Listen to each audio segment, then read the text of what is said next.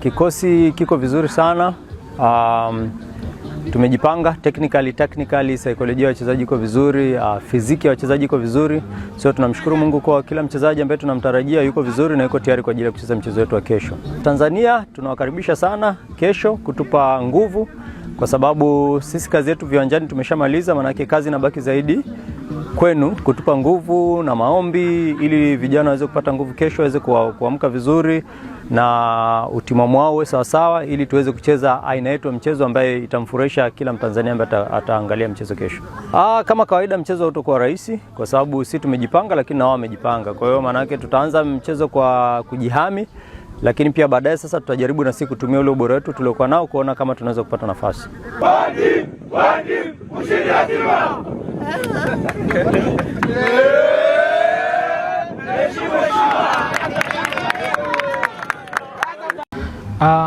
Na kikubwa naamini katika mchezo wetu wa finali kufuata maelekezo na kufanya dua nyingi kwa Mwenyezi Mungu. Naamini kwa maelekezo tuliyopata kama kocha, naamini tunaweza kufanya vizuri katika finali. Naamini kwa maelekezo tuliyopata kama kocha, naamini katika mchezo wa kesho tutakuwa na mchezo mzuri.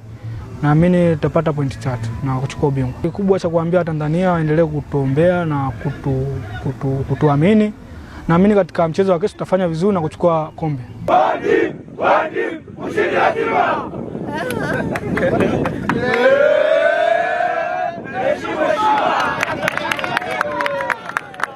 Cha kwanza nipende kumshukuru Mwenyezi Mungu, tumeweza kujiandaa salama katika maandalizi ya mwisho wa mchezo wa final.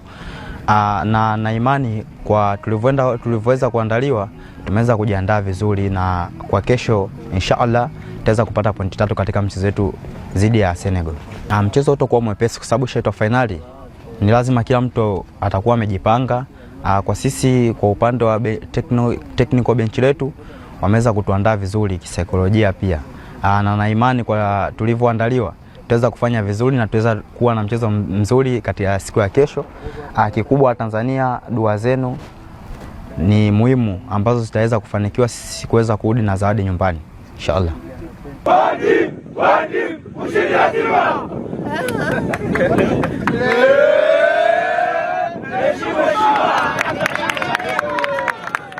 Kwa majina naitwa Isa Musa Chole, ni mchezaji wa timu ya taifa na 17. Sisi kama timu tumejiandaa vizuri kuelekea mchezo wetu wa finali. Tunaelewa ni mechi ngumu, hamna finali ambayo ni nyepesi. Kwa hiyo kwa maelekezo ambayo tumepata na walimu wetu, inshallah mechi hiyo nitegemee vitu vingi kutoka kwetu sisi hapa kama timu.